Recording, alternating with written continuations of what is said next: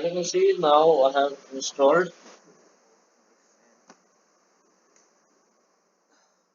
Yes, so my fan is running. The sound which is coming on the mic is not proper. So yeah, I have actually. You can see that basically I am running the high list on my local system, and the changes I have installed a CA certificate using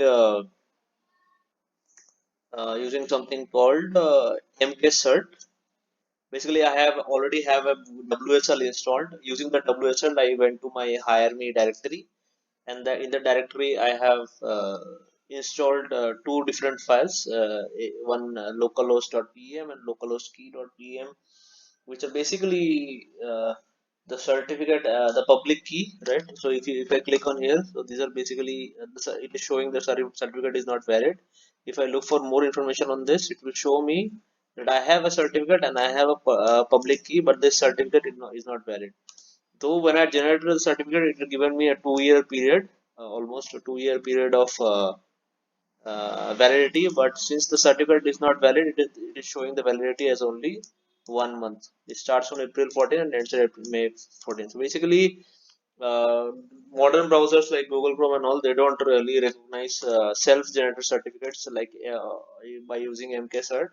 So especially on Windows, I don't know about Linux. Maybe on Linux too.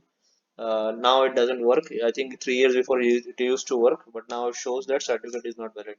So what I'll do next is I'll try to install the certificate by using Cloudflare. As you remember in my previous video, using Cloudflare, I had generated certificates. So I'll try to generate another certificate for a local host using Cloudflare if that is possible.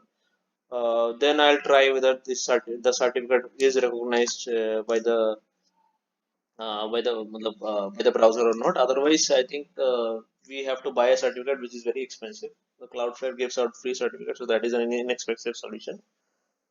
Yeah, or so that is what we'll see in the next video, or we'll if not if that is not the case, then we'll look at some other concepts or try to do some other improvements in our application.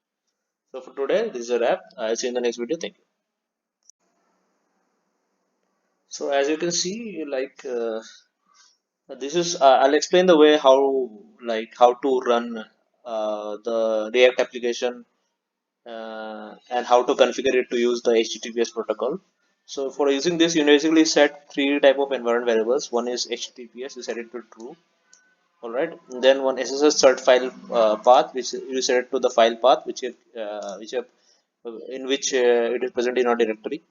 And then the SSL key file, where again we store the file path to the SSL key file, right?